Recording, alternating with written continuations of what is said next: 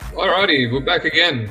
Welcome to another episode of the Big Brain MMA podcast, episode 3 of Contender Series with my special guest, Subliminal MMA. Good reception last week, so yeah, why not do it again? I'll have him on as much as I can this season. How are you, sir?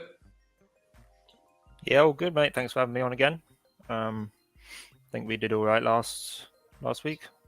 Some decent fights. Unfortunately, we were just talking. We just lost one, but still 4 pretty fun fights to break down.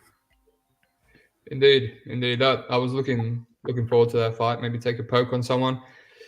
But yeah, let's.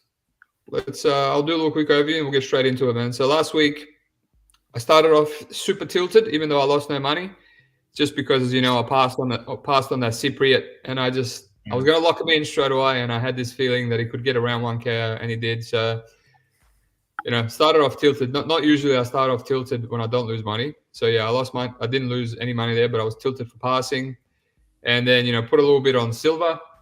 I ended up taping that fight with me and you. I haven't taped it when we talked about it. Put it on silver because I saw her, get up a couple of times.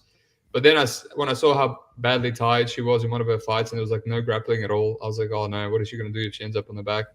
So threw away $300 there. Missed out on the Emil money line, missed out on Emil KO. So I played some Emil sub, $100, which was paying like $10. Yeah, there was a couple of cock teasers in there. But yeah, nothing there. And then, I was about to, I locked in a live bet on this new bookie, Pinnacle, and then it didn't work. So for like a plus money. So yeah, that was annoying. I wasn't really tilted, but it's fine. And then I played Ibo Aslan by KO, a plus money. That was good. That hit. That put me in profit. And then on Jordan Hardwick, El Salawi had nothing. Even though I went deep after you said Salawi might have some value, which, props to you. So I'll bring you on the show. And I just ended up testing that bookie again, the one that didn't take my Emil live bet. So I put like $300 on Hardwick, just a little bit, just to see if, in case he comes back, like close to pick him, and he didn't, got the shit kicked out of him. So I ended up losing like $300. So it was a bit of a sloppy card, easy to profit. Passed on my favorite dog, missed the line on Emil, and then the live bet didn't work, and hit Ibo Aslan KO, and just threw away money on Silver and Hardwick, and that's all it took to be in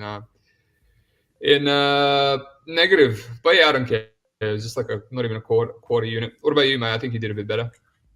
Yeah, it's bittersweet because obviously I talked a lot about El Salawi and having loads of value on him, and I was looking at that line for so long, like plus 290 on Bet365, and I just didn't play it. I was so annoyed. But I played the over 1.5, which I thought was a good bet. Good bet. I really wanted to lock that in. I don't know why I didn't play that, but anyway. Yeah, so I played that, so that was a good win. But then I also threw away half a unit on the women's fight to go the distance because I just thought if it got out the first round, looking at the Mora's record, it was a good chance that it would go the distance. But obviously, she just dominated her and finished her in 1. So that was annoying. But yeah, I won on the over. My read was there with the Al Salawi, so I'm happy.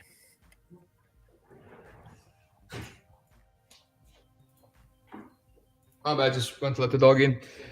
Yeah, no, it's good, man. That was a good bet. The other 1.5 really should have been a full unit bet and a little bit of KO on Arslan and leave it at that. But yeah, I'm not fast. Like literally, if my live bet, which I made at $2.20 on Emil, like locks in, I'm in profit. But a year ago, I would have been extremely tilted at that. I would have started breaking some plates. But yeah, how can you be upset? That just in my mind, I profited. So here's what it is. We'll move on. Let's get the ball rolling, my friend. Kurt Kotowski, he's in here. It's always a treat to get this midweek at work. Keep crushing, big man. Tough luck on Saturday. Yeah, I lost a little bit on Saturday, but over the whole weekend, only like $500. No biggie. And David L, another guy from the Discord. Jump in the Discord. I'm gonna up the price soon in September. So MMA crazy. Holla, what's up? All right, that's enough live people. Robbie Ring versus Luis Pajuelo. I'll let you take it away, sir.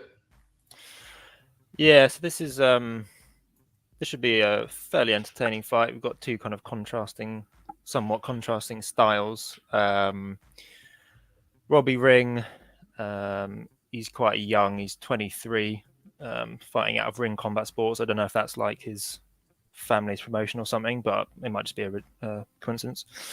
But yeah, he's kind of mixes it up. Obviously, he's for Jacob Kilborn, which, as you say, is probably his best win.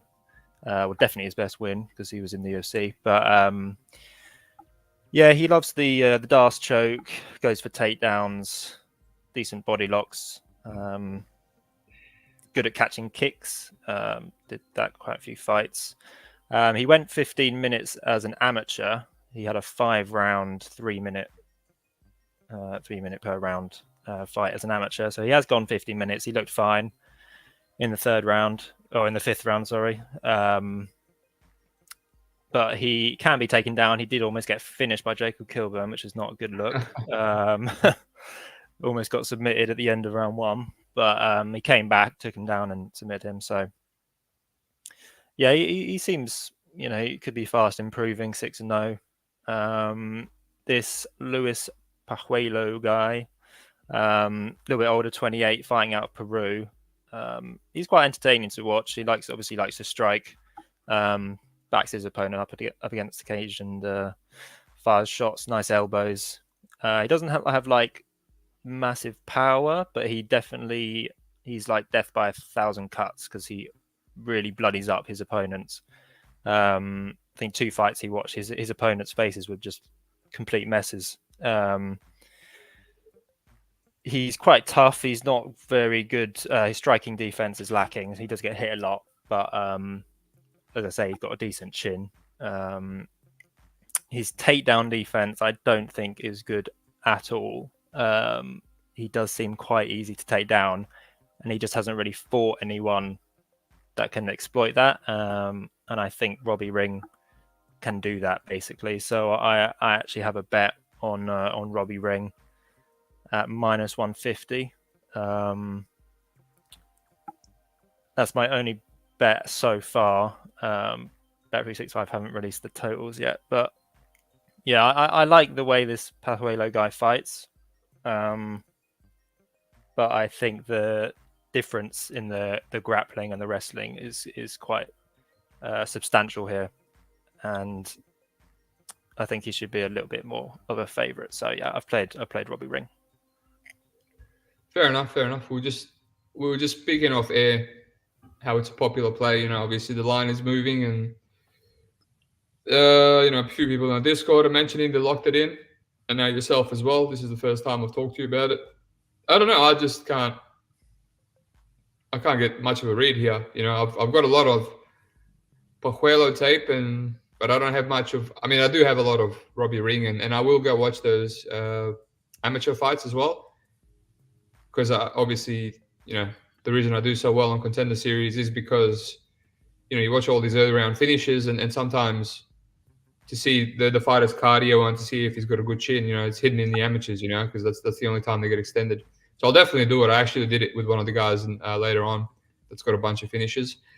But yeah, I mean, I don't know. I mean, even in the fights that he's running through people, like you said, in Jacob Kilburn fight, even the 0-0 guy that he triangled, he's getting tossed around, he's getting reversed, he's getting put in submission attempts. He got mounted by that 0-0 guy.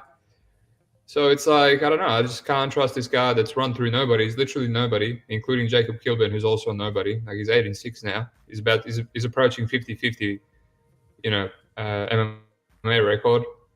And that's on the regionals. Yeah, he lost a couple in the UFC, but he's still losing fights in the regionals. I don't know. At least I know, you see fighters like this all the time, Pajuelo, and people love to fade him in MMA. I see it all the time on Twitter. They're gritty and they're not skilled in MMA, but, they're going to fight for your money. He reminds me of a Mexican, I should change it, Peruvian, Haider Emil from last week. Just similar guy, come forward, can be taken down, gets up, and then he just keeps putting on the pressure. And, we've seen Emil almost lose the fight. But like I said, if I didn't miss that line, I would have definitely played Emil, because I just think over the 3 rounds, I'll always take the dog that does the damage rather than the guys, they just lie on you. Like Sommel was just lying on him with 0 damage. But this is different, because Robbie King actually has a very dangerous DAS, and he's super aggressive, and he's got the submission upside. Pajuelo never been submitted, so he's just I don't know. I guess you could have massive favorite upside here, takedown and submission, but yeah, I don't know. I feel like I'd rather play the dog. I'd rather just steer into the unknown and assume that Lewis can survive, not get insta subbed like some of these other dudes. And I know he's got a good chin, even though he's hittable, and I know he's going to keep coming, and he seems to have good power and cardio. So that's the way I'm leaning. But yeah, I'll have to look into it some more. If anything, I'll probably ring by submission. The props are out on Bet Online, but believe it or not, the Wi-Fi doesn't work again. I was joking around with you. It just stops working on the days that I'm doing Contender Series, and I've called them and complained, but yeah, whatever. Yeah, it's dog a pass for me now. I'll look at some amateurs for Robbie Ring, but yeah, I don't. To me, it feels like mush. I can't really play him. But who knows? Hyder Emil felt like mush last week, and he ended up winning. So good luck to you. Unless I'm on the opposite, then I'll take it back. All right, let's move on to the next one. So we got Isis Verbeek versus Josefine Knutsson. I'll take this one away. I mean, I didn't want to tape this yesterday. I was like smashing myself with a bunch of tape in a row, bunch of regionals, UFC, and Contender, and then I saw, some people saying the line is off, and I looked into it, and I don't know, I get it, two striking chicks, two kickboxing girls, ex-kickboxers, they're both good at kickboxing, but I just, I get the take, Knutsson doesn't really go for takedowns. It's probably going to be a 3-round striking fight. Therefore, she can't take advantage of Isis's bad takedown defense. So it's going to be no way she covers his favorite line. But I just left thinking, the Knutsson's better everywhere. And, her beating Jacinta Austin in UAE Warriors by split. That was one of the reasons I played, Austin and shared it in that Discord because I was impressed by both girls. Her beating her in a back and forth fight where there was grappling, there was striking. She's got great takedown defense, unlike Isis. Yeah, that was more than anything Isis has done. Initially I started off awful by taping her Catherine Poprecki fight, awful look, and I realized in 2018. So I wanted to give her a bit more credit than that. It's 5 years ago. Sure, she's improved. I don't know. I feel like her path is a close striking decision, which I also think Knutsson can win convincingly. So maybe I'm wrong. Maybe there is value, but I'm not going to force it. I'm not, if I don't feel, if a dog doesn't feel right to me, I'm not going to force it just because it's, big dog odds. So it's a pass 5 for me. What about you? Yeah, probably the same for me, to be honest. But as you say, very similar styles. Both kickboxers kind of got like similar Muay Thai styles. Obviously, Knutsson is training out of a really good gym, All Stars in Sweden. Isis just training out of the Netherlands. I feel like I wasn't as impressed with Knutsson as I thought I would be going into tape. I kind of thought she was better than she was, but I do think she's probably the rightful favourite. You can't really bet her because I think, as you say, it's going to be a close striking fight, and it could be 15 minutes. It's likely to be 15 minutes without any takedowns. So yeah, if it's a close striking fight, you definitely don't want to be holding like a minus 250. I mean, she's up to like minus 300 on some books, which is just crazy. But yeah, I think she's probably the rightful favourite. They're both kickboxers, but I feel like Knutsson's more of a fighter, if that makes any sense. She's quite good if she can bully the opponent, and I think she might be able to bully Isis. But yeah, it's a pass fight. I haven't even thought about props or anything, but yeah, nothing on the money line for me. Cool. Well, let's not waste any time. Let's move on. Now, one of the best fights, man. I feel like we could easily see this fight in the UFC, right? Oban, Elliott, Kaik, Brito, like on another day if they both got signed outside of Contender Series.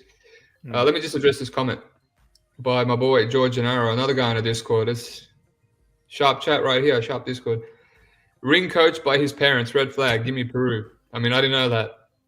But do you know both of you, Subliminal and George? Do you know what actual jiu-jitsu level ring is? Is he like a purple belt? I'm inclining to believe he's a purple belt. I didn't Oh, see no on idea. his Insta. Yeah, I was curious. I didn't, like I said, that's the one fight I didn't look into much because all round one finishes, and I was like, yeah, I'll have to look into some further. All right, while you're looking at that, I'll get this ball on the roll on the ball. Doesn't know rings belt. All right, well, George doesn't know. It's bad. This is a bad look for the Discord. Come on, guys. No, just I'll find it now. All right, let's move on, man. This fight, you let me know when you find it. I'm curious. I'm really curious. Yeah, trying to find his Insta. So I know both these guys very well. Kaik, I mean, I'm balls deep into Octagon now, along with Fury. I'm trying to expand my regional knowledge and betting. And I saw Kaik, and I'm like, who the hell is this kid? He's an absolute animal.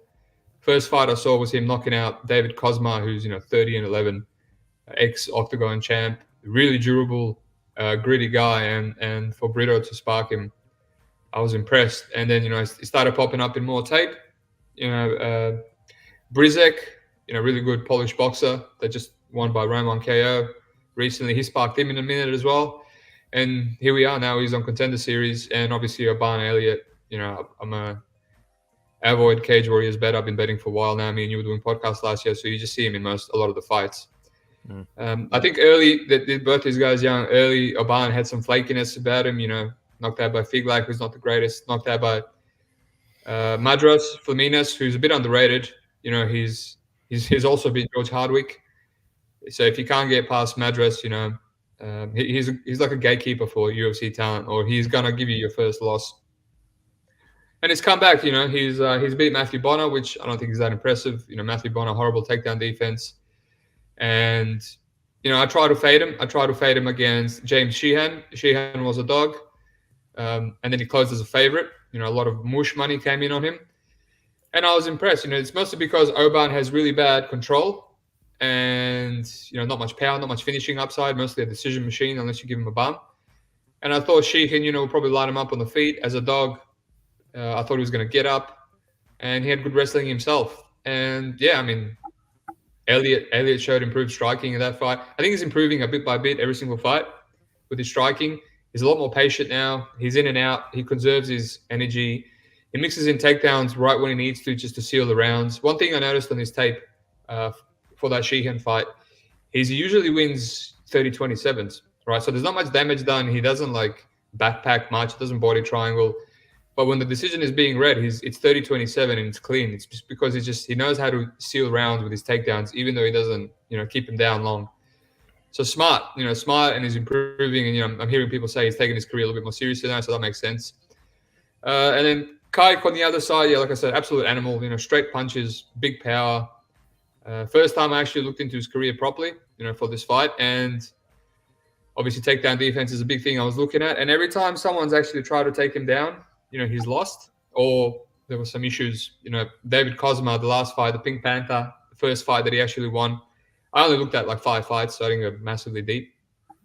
But yeah, but the guys he's losing to, Pavel Gordiev, the guy that's 20-something and 3 from a Russian promotion. Peter Knidre, a split to a 46-year-old. That was a bit of a red flag. But then when you look at Peter's record, the guy's 13-2. He's only lost to David Kozma in his last fight just now, and Carlos Femela back in 2013. So he's one of those gritty dudes, and he beat Kozma back in 2017. He's one of those, fountain of youth, gritty wrestling dudes. So no shame there. And that was a split as well. There was a lot of get-ups and whatnot. But other than that, when he wins, he's sparking people. His other losses are Mateusz Rebecki from the UFC, round 3 KO, crucifix. So he's also young and improving. But yeah, what I saw, whenever his fights get extended, there's a bit of issues. Against David Kozma, he hurt Kozma, I think, in round 1 and 2, and he was just wobbling him all around the place for a long time. And then, then things start to get a bit wishy-washy in rounds 2 and 3. Then he starts to grapple Kozma. One of those people that grapple when they should just finish. And then he's getting taken down, and it's getting really sloppy, and Kozma's on death's door. And it's man, this shouldn't be this hard. You should have put him out already. You dropped him 7 times. And the fight gets into round 3, and finally he knocks him out and puts him out. But that's the issue that I see with him, right? Obviously, the takedowns, it's improving. Every fight, the takedown defense is improving. And he does have good get-ups, and he does actively look for jiu-jitsu submissions, but his submissions are awful. He's going for guillotines when he shouldn't and stuff like that. I think Elliott can easily pass if he wants to, especially if it gets into round 2 and 3 and Kaik starts to gas. But I'm flip-flopping. The line obviously moved. Kaik is a bit of a favorite now, and I wanted to hit him just because he's got round 1 finishing upside. Obviously, Oban's been knocked out both his losses. Then I'm also thinking maybe Kaik could be a KO because he's very high KO rate, and if he's going to cover this line, will be by KO. I wouldn't want to be holding a juicy line if it just goes to a decision and he's slowing down again and showing those old traits. And then again, I'm thinking maybe he can win a decision, because he was easily going to win the Pink Panther decision, maybe like 30-26, because Oban doesn't have good control. So there's going to be get-ups, and he's probably going to be getting tagged every time he gets up. So it's kind of like a volatile fight, or binary fight, I should say. So I'm flip-flopping, I want to play some Kaik juice, maybe look to lie bet out on Oban because Oban's so not dangerous. And Oban doesn't really push the pace, he's going to stay on the outside. And the way he comes in, because Kaik is really good at countering and he drops people with jabs, maybe he can intercept Oban. But I also don't know if Oban's really chinny. He has been, broken later. But yeah, I'm flip-flopping, man. I'm flip-flopping. BetOnline props open, but I can't really get on BetOnline now because I don't have Wi-Fi. I'm using hotspot. So curious to think what you to see what you think on the fight. I see a lot of people on different sides, Oban and Kaik, and I can understand, both of them. Yeah, so this is a great fight. I'm really looking forward to this one. Where the line is at the moment, like minus 175-ish around that area for Kaik. That's kind of where I thought it would open. But it actually opened like minus 115 on either side, which I was surprised by. I regret passing on that, or not getting the time to take. Yeah, I think I definitely would have played Brito at a minus 115, but as I thought, money's come in on Brito. I think you broke it down pretty well. It's pretty binary. As you say, Elliott times his takedowns pretty well, and that's the area that Brito struggles just with takedown defense. But his striking is on another level to Elliott's. Elliott's is improving, but it's still way behind Brito's. As you say, his jab is he's got one of the most powerful jabs I've seen. Like, he just catches people as they come in. It's really, really nice to watch. Elliott doesn't have, as far as we know, he doesn't have like a bad chin or anything. Obviously, he's been broken by Flaminas and stuff, but that was more on the ground, getting grappled, getting ground and pounded and everything. You make a good point about he's very patient, Brito, when he kind of hurts. Obviously, he dropped Cosma like 6 or 7 times, when he should have probably finished that in the first 7 minutes, like 7.5 minutes. So yeah, this is a tricky one. I'm probably not going to get any props or over unders before the actual fights. So I think it's probably just a pass. I think it's an accurate line where it is now, so there's not really any value. I could see Elliott taking him down at the end of like 2 of the rounds and then winning a close decision. I don't think Elliott can finish him, so I think it would have to be a decision. Because Brito's lost to, well, I think at the time of fighting them, his losses were 47-5. That was their record, so he's not losing to bums. He's losing to really, really good fighters. And he's 26. I mean, both of these guys are young, so they could both be improving. But yeah, it's a great fight. I think I'm just gonna sit back and enjoy it. No value in my eyes, but yeah, it should be a fun one to watch. Yeah. You added a few more things. GRBK makes a good point, and I noted this as well. I just didn't mention it. Kaik, crazy fight history for his age. Yeah, the level of competition is just insane, And we see it all the time with these Cage Warriors dudes. Like, yeah, Elliott's level of competition is okay for Cage Warriors, but I think Matthew Bonner and some of these guys are not. They don't come close to some of the European guys that Kaik. Like Cosma, for example. I reckon if you sign Cosma like on short notice from Octagon, like he could fit right into the UFC and maybe be 4-2 after 6 fights. Especially in today's UFC, because he's durable, he's gritty, he wrestles for 3 rounds. Yeah. And then obviously Rebecca, Brito fought Rebecca, and all those guys that he lost to, only one guy's finished him. So it's 4 losses, and that was Rebecca with 30 seconds to go in round 3. So he was clearly broken from crucifix after lots of grappling, and none of these other guys. So that just kind of makes me lean more with Brito. Like Elliott needs a grapple-heavy decision over 3, kind of like Sonmez, who's going to hold on for dear life, whereas Kaik might drop him, once in every single round. But yeah, I just don't like how gassy it looks. But I think live bet is going to be there. Like, if I'm going to play Elliott, it's either going to be a decision or I'm just going to live bet. I clearly seen last week that there is live bet available. It's actually available on Bet365 as well. It's just I prefer this other book because I'm limited on Bet365 to like $500 win.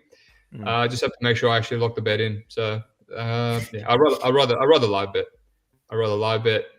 I think Elliott's margins are slim, level of competition.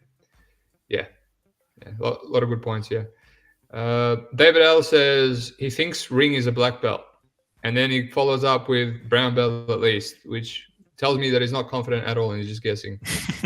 All right, let's move on. Main event, Eli Aronov versus Zachary Reese. I do have a play here, but I'll let you take it away, sir. Yeah, so Eli Aronov, straight away I realized when I looked into this that he was fighting out of Israel, and as we know, Israel don't have a great record on the Contender Series, so that was a red flag. But he's 5'10" at middleweight, so he's quite a small middleweight, and you can see that in the face-offs. Reese is massive. He's much bigger than Aronov, but Aronov's he's kind of got the body type of Sean Brady. Like, he's short and stocky, and really you can tell he's quite strong. He's got decent takedowns early. Aronov, very physical, controls against the fence, and then looks to get the takedown. He doesn't have any. Well, it doesn't really look like he has any striking. Definitely doesn't have any striking defense. He got dropped by the guy he fought last. I forget his name. But yeah, doesn't move his head at all. He's definitely clearly not a striker. So Reese will have the advantage there. As I said, Reese is 6'3", so he's going to have a massive reach and height advantage.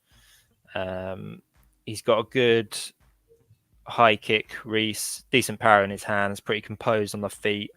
He does sometimes mix in. I saw him mix in takedowns sometimes. He had a nice body lock on one of his opponents. Aaron Phillips, one of the guys he fought, did get in on his legs. I think I saw a few people actually get in on his legs. I think Aronov could probably take him down if he lets him do that.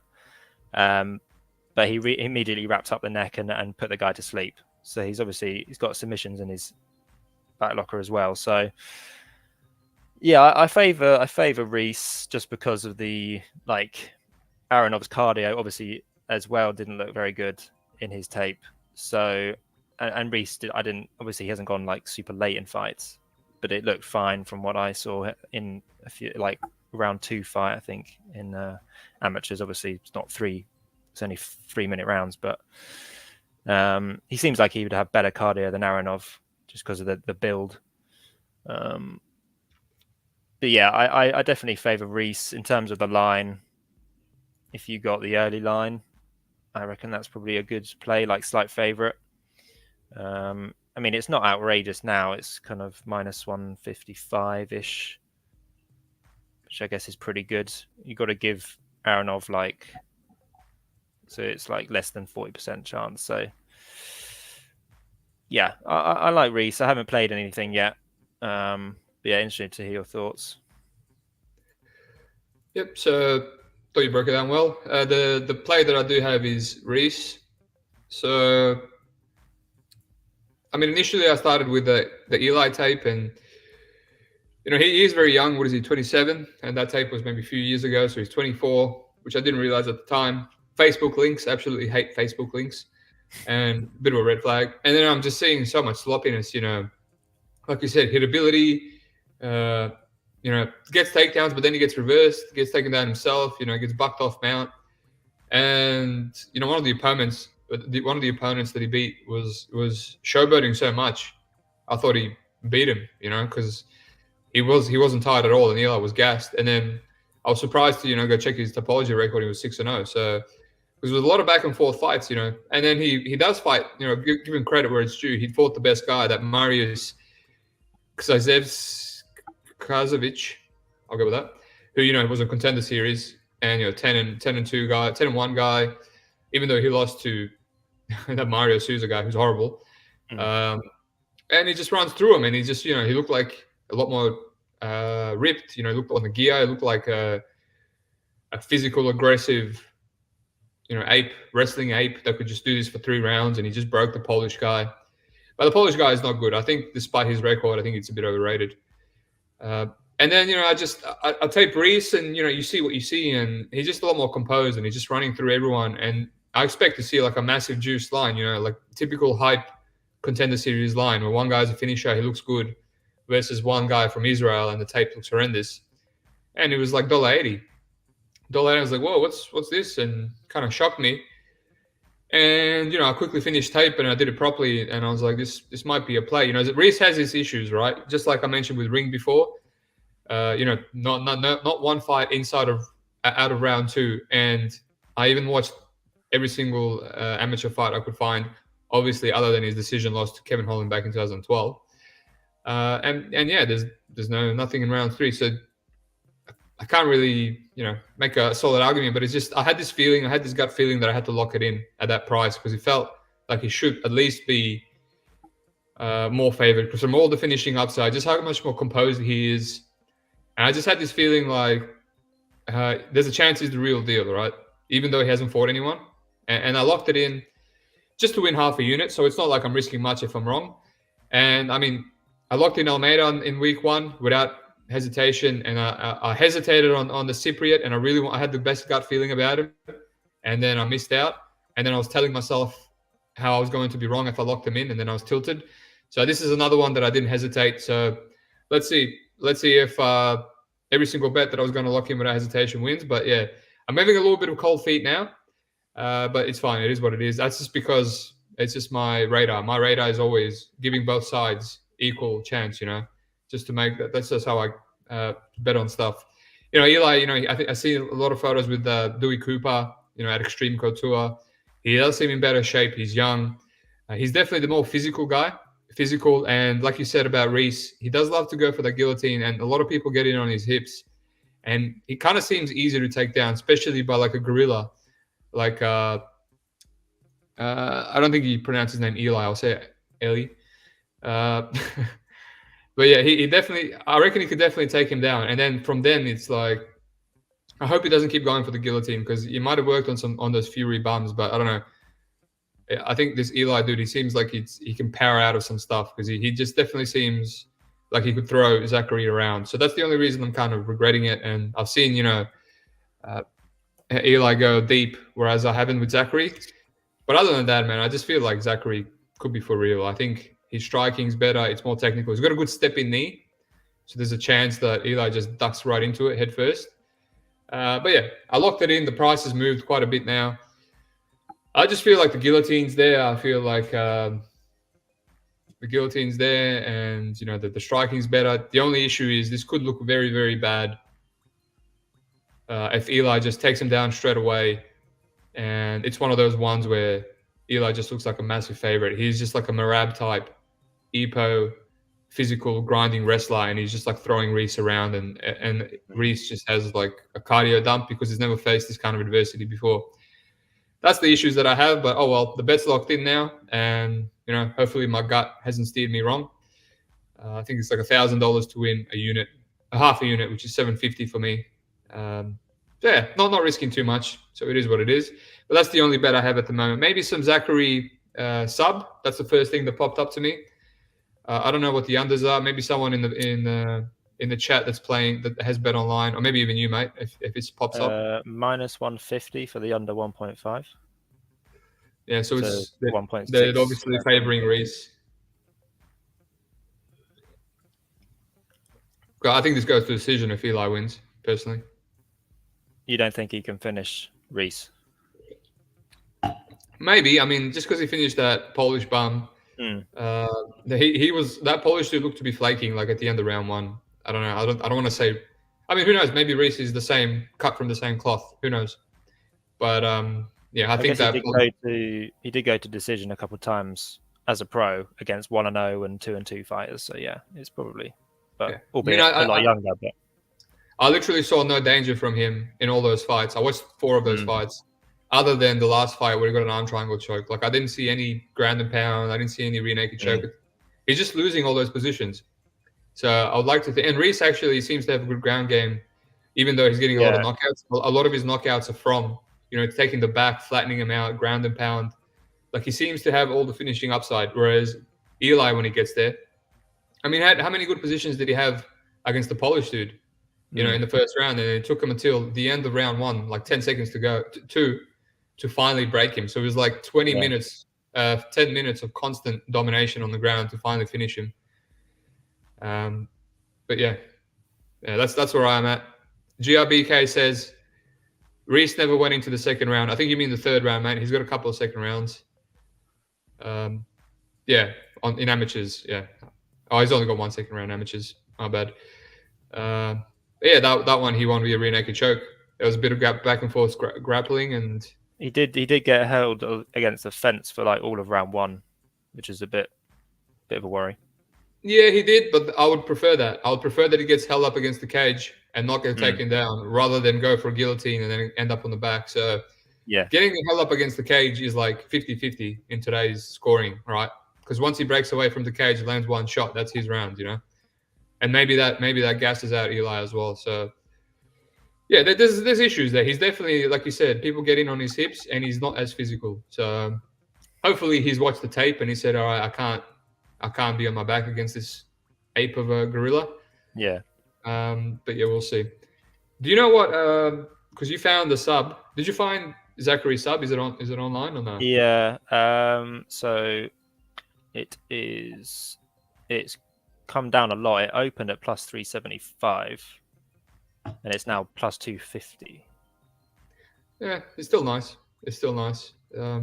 All these contender series props are pretty trash, other than Emil sub, which saw how bad he was. The neck was there and he couldn't.